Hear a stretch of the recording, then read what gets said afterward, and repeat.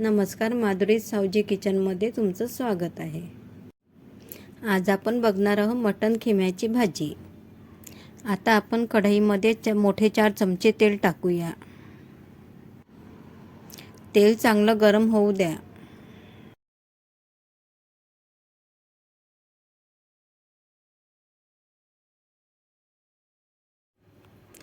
तेलामध्ये अद्रक लसूण सांबाराची पेस्ट टाकायची. नंतर कांदा खोबऱ्याची पेस्ट टाकायची.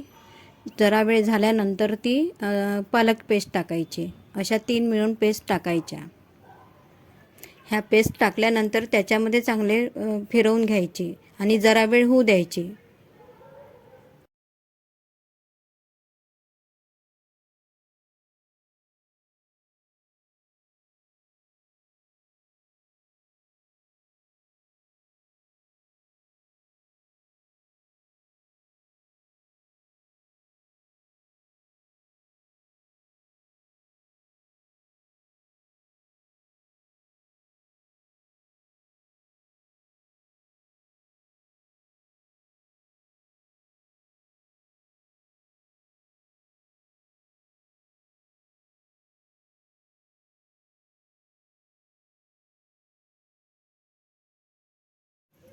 ही पेस्ट झाल्यानंतर 1 चमचा हळद,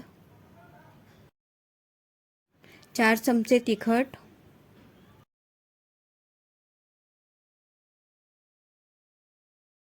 2 चमचे धने जिरे पावडर,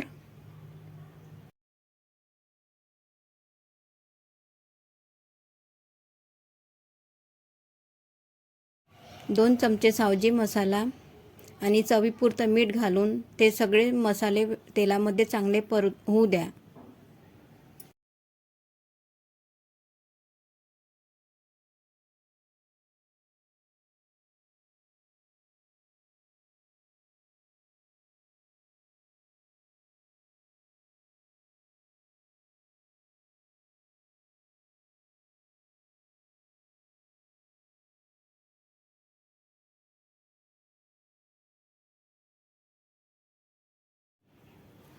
हे सगळे मसाले 5 मिनटं झाल्यानंतर त्यामध्ये आपण मटण खिमा घालायचा आणि तो चांगला होऊ द्यायचा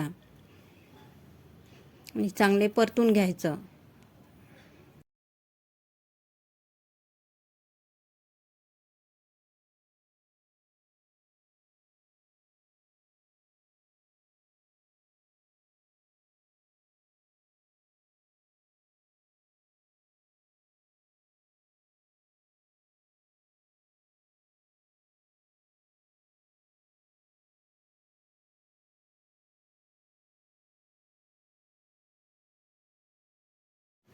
हे मटण खिमा टाकल्यानंतर भाजी चांगली परतून घ्या आणि त्याच्यानंतर एक ताट झाकून त्याच्यावर पाणी ठेवा. ताट झाकल्यानंतर भाजी मध्ये मध्ये 3 ते 4-5 मिनटानंतर ती घाटत राहा, जेणेकरून आपली भाजी खालून जळायला नको.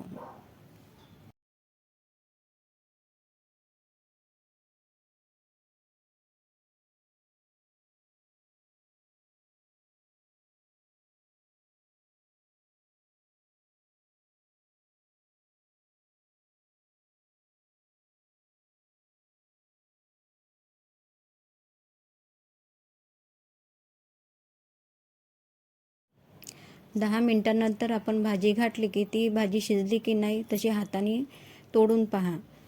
नाही शिजली असेल तर परत ती झाकून परत 5-6 मिनटं परत वाट बघा.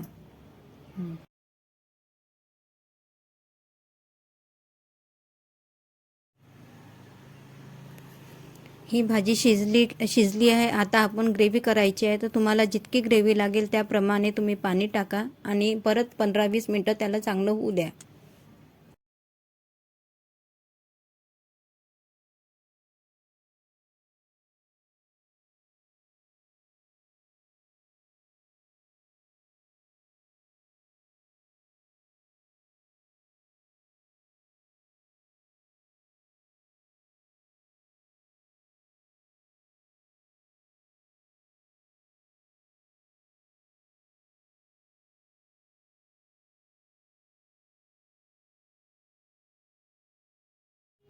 बघा, आपली भाजी आता खायला रेडी आहे.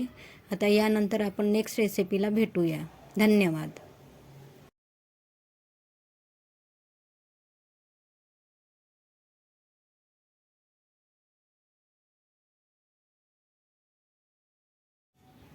तुम्ही बघू शकता आपली भाजी किती छान दिसत आहे.